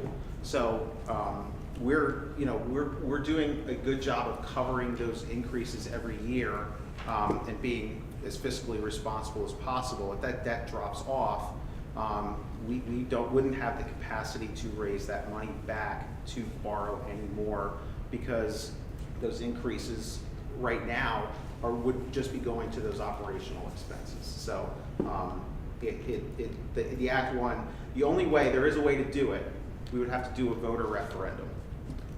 There's been a few districts statewide that have tried that. The only one that has been successful has been State College School District. They're doing a number of building renovations right now. So, I could probably comfortably say that if we put this out to a vote to the community to raise taxes 8-9% to pay for projects, my thought would be that it's probably not going to be successful. So that's why it sounds bad, but the debt for us is maintaining a fiscally responsible amount of debt is good for us, because it helps us maintain those facilities without having to come back and put an undue burden. It's just keeping those costs consistent in what we're able to afford and do right now. And that's why when we looked at this, we thought, okay, what's the best way to go about doing this with the debt, but being able to take an advantage of this with that savings that we would build into that with that other $750,000 to help towards those expenses that are pretty much out of our control that are going up every year. So, as Brian mentioned earlier, we are not looking to go back to the community and ask for tax increases for this project. What we are saying though is that there may be an increase for the operational expenses, for the teacher contracts, for the busing contracts, for the whatever it is. Those things might happen, but that's where you're at right now. You're at the 0, the 0, 0, the 1.5, the 1.4. That's kind of where we anticipate that going. But that's to cover the normal operations. For this project piece of it, any projects that would happen, that's the formula that we've developed to be able to go about paying for this and maintaining that level of debt for the extended period of time. Yeah, if I can kind of present that a different way, if we were looking at 10 or 12 years, to extend the debt, that $750,000 savings is flat every year. But with inflation and costs going up every year, that $750,000 is going to cover less of those operational cost increases every year as we move forward. So that's the unfortunate part is we don't want the debt to fluctuate, and we ramp that up. We try to keep that flat, but that $750,000, just as natural cost increases and inflation goes up every year, as we move into the future, it's going to cover less and less. But I feel comfortably that will get us through the majority of that debt and put us in a really good spot where, as we've been doing the last 5 years, even at that 3.2 million, is being as responsible as possible if we do have to recommend doing a tax increase. So to summarize, because it's been a while, we're doing the community presentations. My main purpose of doing these community presentations is to make sure that we are transparent. That's why we send note cards to every resident. We want to make sure that everyone knows what's going on. We want to make sure that people know the project scope, the reasons why, and the financial aspect overall, but how we could possibly pay for this. I will say that none of this is set in stone. The two things that are set in stone per se are we need to make sure we take care of the high school roof, and we need to make sure we take the elementary entranceway. Those two are. We're going to be doing a community survey. On your paper there, as well as on the note card, there's a link for a survey. There's also a QR code, if anyone uses QR codes, that will get you the same link. It's not open yet. It'll be open after we do the last presentation. We're going to do one tonight, one Thursday night, and again one next Thursday to make sure that we give ample opportunities for people to go to these. We're also recording it tonight, so and we're going to post that onto our website, and that'll enable people who were not able to attend when they engage in the survey to be able to watch the video if they want to see and gain this information before they take the survey. So we're looking for people to give us input into this.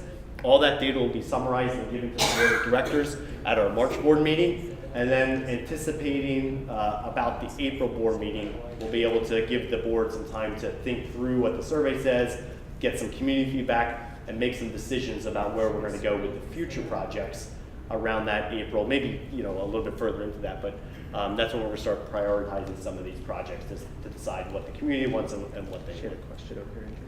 Yes. So, a lot of people in this district are senior citizens. Yes. Who do not speak louder.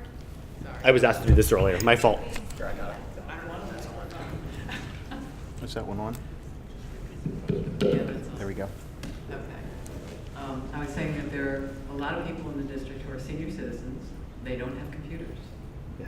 Are you going to send out any kind of paperwork survey to people, or make it available somehow that they could acquire it and Yeah. provide that input? We could absolutely make it available. The means to do it now, to be able to reach everyone, was that note card with the link. But we can absolutely print it, and then we can input that data for them, or we can have them come in if they don't feel comfortable with that and actually input it here. We can provide a computer for them. Okay. Yeah. I think that's going to be a big miss if we don't get to some of these people. And to your point, that's why we looked at many different ways to go about advertising these events, and that's why we send postcards to everyone's house, knowing that some people read the paper, some don't, some look at social media, some don't. So we felt that if we could do the push with the postcards, that's why we did it this way. Yes, ma'am. I can yell. You know, I don't need the microphone. Are you sure? I'm pretty certain. So my question is that in the presentation, you guys outlined 2 upgrades to athletic facilities, both here and at the high school. Yeah. I don't have children at either school district, so I don't know the need either place. So I am wondering what the athletic department, if they had their druthers, would they want one over the other? I know you talked a little bit about the community and this being the focal point versus out at high school. I'm used to high school sports being the one where the upgrades happen first. So I don't know what the questionnaire looks like, but if one of the questions is on that, do you want to fund this here versus there? I'm just wondering what the athletic department would have asked. Mr. Geis has been involved in these planning phases, especially when we got into the facility pieces of it. I don't want to speak for him, but I know one of the concerns that we have if we put it here is being able to get our high school students over to this facility to be able to practice on the field. Is that what they're doing now? No, right now they're practicing at the high school. And so it presents a little bit more of a logistical issue to be able to get kids in the right space at the right time. And so that I think he's leaning more towards putting it at the high school. Yeah. They play games here, don't they? They play, currently they do play games here, yeah. So if we would have a turf field, there's the logistical issue of if you're playing on turf, you should be practicing on turf so that everything's consistent. So that's, I think, where the transportation issue comes into play. If the turf field is here, we'd have to bring our high school students over to play here, they'd have to practice here, and then in conjunction with that, because you may have multiple teams that are looking to practice on the field, we'd have to stagger practice times because of having the one field. So we think we'd be able to do that with the practice times, but if it was at this location versus the high school, then we'd have that transportation component built into that for the high school sports. Great question. Yes, ma'am. If I understood correctly, the high school was built, can you hear me? The high school was built in 2003? That's correct. Yeah. And you got a 15-year roof warranty? Yes. So that took you to 2018? Yes. But you said it started leaking 2 years ago, so that's 2016, It so did. your warranty would still been good. So why Yeah. isn't the roofer being held responsible? I don't have a great answer for that. I'm going to be honest. We went back to the contractor. We worked with our legal department, our solicitor, to try to get some answers and try to get the roofer to be able to compensate us for those leaks at that time. We were not able to be able to recoup any costs for that. But I don't understand that, then, that whoever did the roofing was kind of a sham in a way, because if you had a 15-year warranty and started leaking on the 13th year, they should be held responsible. Math doesn't quite add up. I know, and like I said, we went through our legal, we used our legal department to go and work to get that. We have a solicitor that works with the school district that went after them to get that, but we weren't able to. Well, something's not right there. Then they gave you a 15-year warranty that was not a 15-year warranty. Whether it was Plus, my other question is, why didn't you get a 30-year warranty at the very beginning? It's a great question. That's why we're doing a 30-year now. I'm the superintendent now. But I mean, it should have been a I can make 30-year plans for that warranty at now. that time, This board of because directors is very, whatever the roof cost then for 30 years, it's probably going to cost you a lot more to have it replaced now, because the cost of everything's gone up. it goes up. And in 30 years, it'll go up again, yeah. And I still can't believe that the original one cannot, lawyers cannot hold them responsible. Apparently, they weren't responsible contractors then. Possibly. Well, Yep. Yes, Mrs. Lee. Mr. Potter, would you be willing to back the slides up to right before you talk about the loan? There's just one point of clarification I want to ask about. Okay. It's where, keep going forward one. Okay. Yeah, before that, before loan potential, before debt. And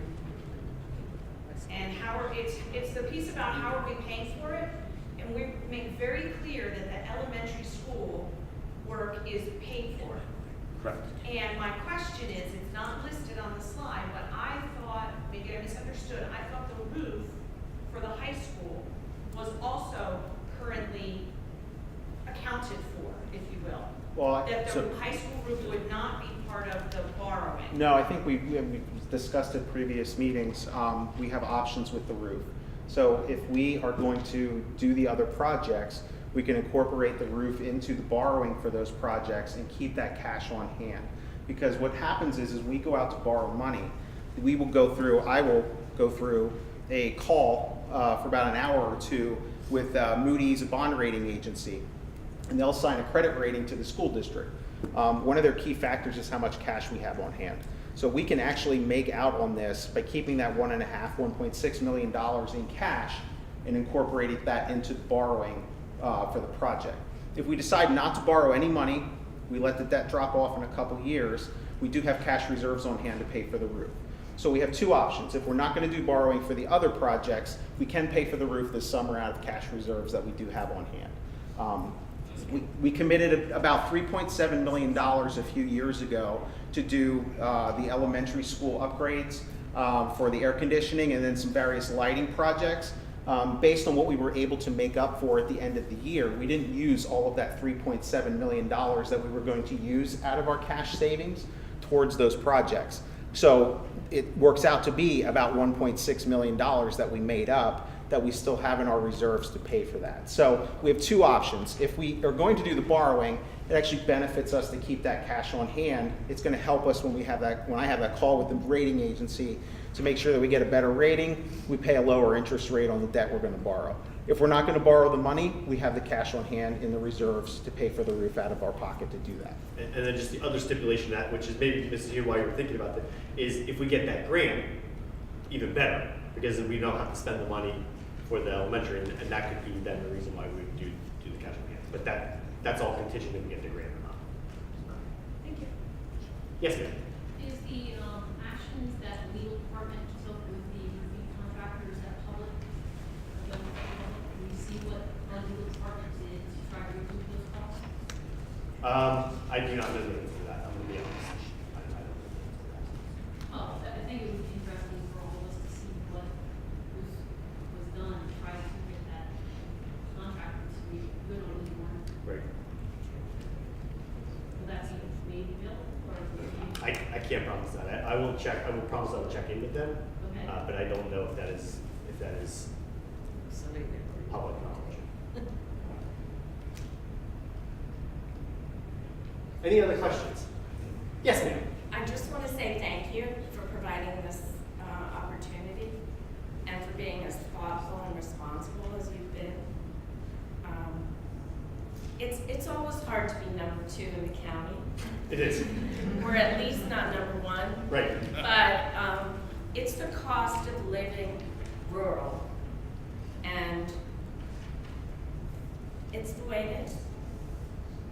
How much clean and green do we have in our district? I don't know the number, but I can say quite a bit. So something I looked at was, I get reports every month from the county assessment office. So I see the transactions of the real estate going on in the district. So I see what homes are selling at, what they're assessed at on all the properties that are in the district. So I did a comparison to see, well, how many of those properties are selling at $200,000 more than what they're assessed, $300,000, $400,000. Because a countywide reassessment hasn't been done since 1996. If we have some higher scale properties in the district that are selling for more money but haven't been assessed recently, there's could be a large discrepancy there. As I started to go through that list and checking our records, about 2/3 of those were clean and green properties, and that was just the ones that were triggering through those real estate transactions. So I don't have an exact number, but I can tell you it makes an impact when we're looking at those things, because we have a lot of those that are, to me as the business manager, under assessed. Now I understand, how the program works, and it's there to preserve the farmland and give you incentive to those people. But from an assessment perspective, their assessment is lower to make up for that, and then that's lost tax revenue for the district. And I think we also have to remember our property taxes are staying here. That the idea of changing it to income tax and whatnot, that money stays here. And I think we have to keep that in mind. And I think we take that responsibility seriously. When we look at what we've tried to do with our budget and making sure we balance the programs and the things that we're providing for our students, but knowing the people in this room and throughout the entire community. I don't live in the district, I live in Ole, so I'm also a taxpayer in the county. And I understand completely, I get that bill every year just like everybody else does, and we try to do the best job possible as an administration and as a school board to make sure that we're not spending frivolously, and we're making sure that we try to maintain that fiscal responsibility, because as you can see based on those percentages, we don't have a lot of people building warehouses or a lot of commercial properties. It's falling to our residents, and we need to be as responsible as possible with those dollars. And I think my opinion, I think we do a good job of trying to maintain those programs, but making sure that we keep the community in mind. Thank you. Any other questions? So, yes, sir. Couple of questions and a general comment. What's our projected fund balance on June 30th? So right now we're at about $8.6 million. That was our fund balance number at the end of 2018's audit. So we moved $500,000 from that in the current year towards a savings account for the elementary school project. So that takes that number down to about $8.1 million. And then we have a budget deficit for the current fiscal year of 18-19 of about $650,000. So it takes projected on the budget our number, if everything goes to budget, our fund balance will be about $7.5 million at the end of this fiscal year. We can make some of that up again through, you know, the savings that we try to do during the year, and if we have, our interest revenues have been great with the way the economy's been. So about 7.5 at the end of this year on the budget. And you guys typically outperform in the second half of the year, so. There's a state mandated limit on the dollar amount that we're allowed to have in the slush fund, for lack of a better term. What's that state mandated limit now? So in the unassigned fund balance, it's 8%, which is about what our number is now. So here's the tricky part. I'm going to let you into a little secret in business manager and school district accounting. If you look at our fund balance number, it looks relatively high compared to other school districts, okay? Because all of our money sits in our general fund. All of our savings is in our main operating fund. What a lot of school districts do is they have what's called a capital reserve fund. So they transfer money every year. It's a savings account for those capital projects, things like the elementary school entryway that are going on right now, that we're looking to do this summer. A lot of school districts put money in that. So when you look at their general fund balance numbers, that money's not showing up. For us, it is. So we're going to utilize a capital reserve fund, and then if we have some money left over at the end of the year, we can start saving some money, and then it's specifically earmarked for those projects. So the unassigned fund balance is about the cap is 8%, which is about what our number is right now. But then the other monies in the fund balance are in about 1.2 million is committed towards those pension increases, and then the rest is in assigned fund balance. So we put some money aside in case the state doesn't pass a budget on time. We need that money for cash flow purposes, for any potential like special education litigation, things like that that may come up. The rest is in that assigned fund balance. So our assigned fund balance is somewhere between 4 to 5 million. Yeah. Shifting gears to enrollment. We've been paying for the boondoggle of the high school for almost 20 years now. And those consultants were obviously wrong for maybe good reasons, but they were wildly wrong. We continue to have declining enrollment, but it's stabilized to a large degree. And our largest class size is currently at the high school. Now, I recognize our utilization at the elementary school is extreme. I remember a conversation a couple of years ago where our utilization in this building was in the 60 to 70% range. And the high school was never built for 500 students. It was never built for 500 students. So the whole reason it was built was because of this exploding population within the district that never happened. So while our buildings and our classrooms may be at 85% utilization and they're not sitting idle, there has to be a real question to ask and some work done, which I'm sure Mr. Potter, you and your staff are already doing, is are we utilizing that space effectively to the highest degree we can, given the fact that it's a lot easier and a lot cheaper to shift a grade from one building to another, especially with your class size at the high school going from 170 down into the low 100s over the course of the next couple of years, than it is to invest in additional classrooms that are now going to be idle as that trend continues. There's nothing on the roadmap in any of the townships in this school district that indicate that we're going to see an increase in enrollment. There's no sewer capacity, there's no development coming, nothing. Right? So there's a lot of money involved here. I'm not going to argue whether it's well spent or not, I'll probably go in a minute, but part of this presentation should really have capacity numbers along with are we properly utilizing the assets that we already have.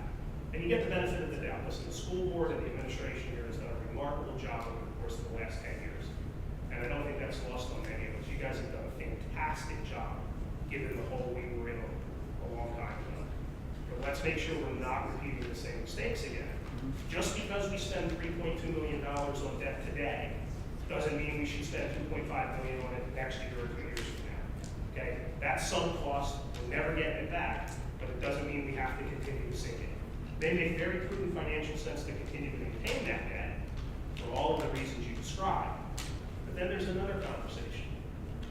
A lot of this stuff seems, to taxpayers that are paying the second highest rate in the county, a lot of this stuff seems a bit frivolous, or could be frivolous.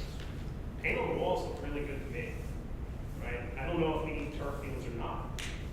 But a conversation that talks about funding preschool is a really different conversation in dollars used and impact for students and families than turf fields and bleachers, right? And I just wonder if we're gonna spend 12, 14, 16 million dollars, if this is the right place that we should spend 12, 14, 16 million dollars, or if it should be in different types of programs, right? Like the technology that we put in the kids' hands a couple of years ago, the first in the county, second highest tax rate, but all of our kids have devices that nobody else in the county had, which is an example of the great job that you guys have done. So one of my questions would be, out of all of the athletic programs we run today, how much scholarship dollars are we seeing for the kids in the district that are coming from athletic programs versus curriculum scholarships? And the other thing I'd encourage you to think about is when you're doing comparisons, it's nice to compare against the county that we live in, right? But our real competition isn't Fleetwood and Topohawken and Wilson, right? When we talk about people moving into the district, and we talk about tax rate, we talk about making this place appealing to new residents, our real competition is Parkland, East Penn, and Northern Lehigh. Not Fleetwood, right? Not Olney, not Schuylkill Valley. And when you start comparing the value of real estate here versus there, and the tax village, you come up with some really different conclusions than you do when you're comparing your brother in Berks County. And so I'd encourage you to think about that a little bit when you're offering those comparisons up. Thank you. Good. Very, very good points. Thank you. If I could just expand on the one, because I think it's a really critical one, is when you make that comparison to athletic fields and pre-K, that is something I think you know that I'm a strong proponent of academics and especially early childhood education, because there is a direct connect between investing in our youth and what that means for the future success of those kids as they go through. I don't know if anyone knows this, but we have a over 30% free and reduced population of poverty level of our students, over 30% currently with our student enrollment. So if we can help those students at their earliest age that are in that bracket, currently we partner with the BCIU to offer a pre-K program here for our students, and it's free for 15 kids to come in that will matriculate into our kindergarten program. And I'd love to be able to grow that. Capacity is an issue, staffing, but that's why we have these conversations, so that we can continue down that path. Well, and I think that's a perfect example, right? You can invest all of this money into the athletic programs here, and it'd be wonderful, and some portion of the students are going to benefit greatly from that. I doubt it's 30%. Right? I doubt it's 30% of the kids that are going to participate in those programs are going to go into college because of an athletic career. But 30% of the kids getting access to pre-K funding, that literally changes 30% of the population's life, right? And the reoccurring benefit of that 20 years from now is really hard to quantify, right? So as a taxpayer, you know, it's nice to hear we have youth programs and that we have 1,700 hours in the building by different programs and groups. That's great. I don't know as a taxpayer that I should necessarily be burdened with that. But to have a conversation as a taxpayer about how we're changing quality of life for the students that are going here long term and how we judge success, that's an interesting conversation.